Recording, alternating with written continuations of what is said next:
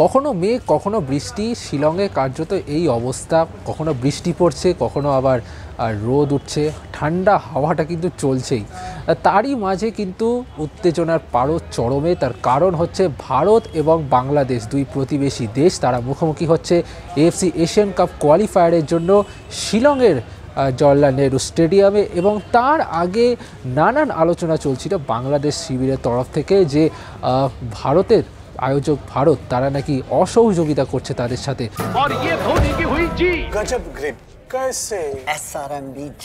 SRMB TMT बार की win grip technology cement के साथ बनाए मजबूत पकड़। Grip is important. মাঠ থেকে শুরু করে হোটেল, বিভিন্ন বিষয় নিয়ে। এবং আজকে যখন জওহরলাল নেহরু স্টেডিয়ামের পোলো স্টেডিয়াম, যেই মাঠে শিলং লাজং তাদের আই লিগের ম্যাচগুলো খেলে, সেই মাঠে, সেই আর্টিফিশিয়াল টার্ফে যখন বাংলাদেশ দল তারা নেমেছিল, সেখানেও কিন্তু সেই ছবিটা আবারও ধরা পড়ছিল যে প্রথমত অনুশীলনটা হবে কি হবে না সেইটা নিয়ে একটা ধন্দে ছিল বাংলাদেশ শিবির। বাংলাদেশ দলের তরফ থেকে যেটা খবর পাওয়া গিয়েছিল যে তাদেরকে নাকি সন্ধ্যে 6টায় টাইম দেওয়া হয়েছিল এই পোলো স্টেডিয়ামে, কিন্তু সেইটা নিয়ে নানা দ্বন্দ্ব তৈরি হয়েছিল। তারা প্র্যাকটিস করবে কি করবে না সেটা নিয়ে একটা অনিশ্চয়তা তৈরি হয়েছে। কিন্তু তার 2 ঘন্টা পরেই একটা খবর আসে, একটা মেসেজ পাঠানো হয় প্রত্যেক সাংবাদিককে যে বিকেল 4টে থেকে তারা অনুশীলন শুরু করবে। যদিও বৃষ্টির কারণে তারা আসতে দেরি করে, প্রায় 4:30-র সময় তারা পৌঁছয় হামজা চৌধুরীরা, এবং তারপরে কিন্তু অনুশীলন শুরু হয়। এবং অনুশীলনে যথারীতি চনমনেই ছিল প্রত্যেকে, এবং খেলোয়াড়দের মধ্যেও কিন্তু সেই প্রত্যয়ের বার্তা কিন্তু শোনা যাচ্ছে যে বাংলাদেশকে, নিজেদের দেশকে কিন্তু জেতাতে হবে, ভারতের বিরুদ্ধে গোল করতে হবে। কিন্তু সেটা কতটাই সম্ভব, কতটা সত্যি, সেটাও একটা বিষয়। ফিফা র্যাঙ্কিং তুলনা যদি আমরা করি সেটা তো আলাদা কথা, কিন্তু তার আগে ভারতবর্ষের কিংবদন্তি ফরওয়ার্ড সুনীল ছেত্রী, তাকে কি আটকাতে পারবে বাংলাদেশের ডিফেন্ডাররা? হামজা চৌধুরী কি পারবেন মাঝ মাঠে নিয়ন্ত্রণ সামলাতে, যেখানে অপরদিকে কিন্তু রয়েছেন ভারতের আপুইয়া? এই লড়াইটা কিন্তু জমবে। কিন্তু তার আগে যে বিভিন্ন রকম আলোচনা সমালোচনা চলছিল বটে, যে অনেকে বাংলাদেশের অনেক সংবাদ মাধ্যম এমনও দাবি তুলেছেন যে ফ্লাড লাইট নাকি জ্বালানো হয়নি। সেই নিয়ে বাংলাদেশেরই এক সাংবাদিক, তিনি কিন্তু পুরো বিষয়টাকে উড়িয়ে দিয়েছেন, এবং সত্যিই তাই। মাত্র 5 মিনিটের জন্যই এরকম ব্যাপারটা হয়েছিল। আসলে দেখুন, ফ্লাড লাইট জ্বলতে তো সময় লাগে। শিলং তারা প্রথমবার একটা আন্তর্জাতিক ফুটবল ম্যাচ, এরকম একটা বড় মাপের ফুটবল ম্যাচ তারা কিন্তু আয়োজন করছে, সুতরাং তাদেরকে একটু সময় দিন। জানি বাংলাদেশ আপনাদের অনেক বেশি ইনফ্রাস্ট্রাকচার রয়েছে, তবে যদি সল্টলেকে আসতেন তাহলে বুঝতে পারতেন ইনফ্রাস্ট্রাকচার কাকে বলে। যাই হোক, সেটা মূল বিষয় নয়। মূল বিষয়টা এটাই যে এই ম্যাচটা জমবে, মারাত্মকভাবে জমবে। তবে যে আলোচনা সমালোচনাগুলো চলছে সেগুলো নিয়ে কিন্তু বিস্তর একটা হাইপ তৈরি হয়েছে এই ম্যাচটাকে ঘিরে। এবং ভারত বাংলাদেশ গতবারের সাক্ষাতে 1-1 ড্র হয়েছিল, এবং সেই ড্রয়ের ভিত্তিতে বাংলাদেশ হয়তো মনে করছে যে ভারতকে হারানো সম্ভব তাদের মাটিতে। তবে ভারতও কিন্তু ছাড়বার পাত্র নয়। মালদ্বীপকে 3-0 গোলে উড়িয়ে দেওয়ার পর এই শিলংয়ের মাটিতে এই ঠান্ডা আবহাওয়ায় কিন্তু বাংলাদেশকে হারানোর জন্য মরিয়া তারা।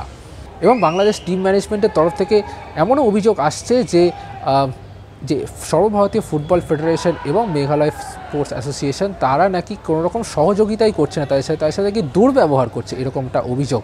যদিও সর্বভারতীয় ফুটবল ফেডারেশনের তরফ থেকে জানানো হয়েছে যে আগে থেকে বাংলাদেশ জানায়নি যে তারা 20 তারিখ আসবে, তাদের আসার কথা ছিল 23 তারিখ, কিন্তু তারা এসেছে 20 তারিখে। সুতরাং আগে থেকে এত কিছু আয়োজন করাটা খুব কঠিন হয়ে পড়েছে। যদিও তারা সর্বোচ্চভাবে চেষ্টা করেছে আয়োজন করার, এবং মেঘালয় স্পোর্টস অ্যাসোসিয়েশন তারাও যত রকমের চেষ্টা করেছে বাংলাদেশকে অনুশীলনের জন্য মাঠ দেওয়া। এখন সমস্যাটা হয়েছে শিলংয়ে সেরকম ভালো মানের মাঠ নেই, যে কারণে বিশ্ববিদ্যালয়ের মাঠ বা এই শিলং লাজকের মাঠ তাদের দিতে হয়েছে। কারণ এএফসির নিয়ম অনুযায়ী কিন্তু ম্যাচ ডে -1 আগে প্রতিপক্ষ, যে অ্যাওয়ে দল, তাদেরকে কিন্তু মূল স্টেডিয়ামে অনুশীলন করতে দেওয়া হয় না।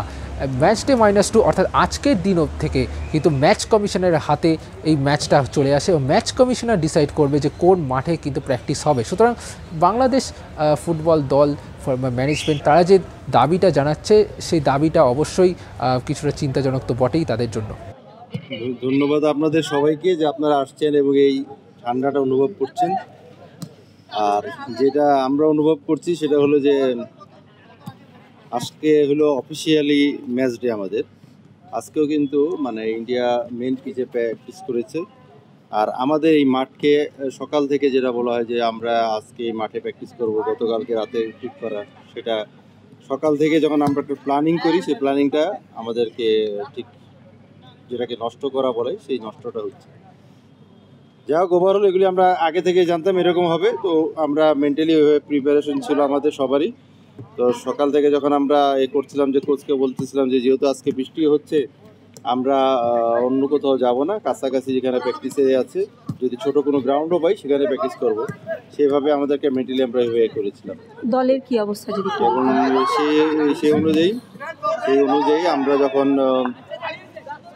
কনফার্ম হলাম যে প্র্যাকটিসটা এখানে হবে, তো ওই অনুযায়ী এখানে আসা প্র্যাকটিস করার জন্য করা হয়েছে। এবং আমাদের যেটি মানে গেম প্ল্যান বা যেটা আছে সব কিছু আল্লাহর অশেষ রহমতে এখন পর্যন্ত ভালো আছে, টিমের সবাই সুস্থ আছে। আমরা সব দিক মিলিয়ে আসলে যেটাকে বলে যে প্রিপারেশন, যে ম্যাচ খেলার জন্য যেটাকে নেওয়া দরকার সেটুকুর অবস্থায় আছি, বাকিটুকু হলো ম্যাচ দিক এক্সট্রা টাইম।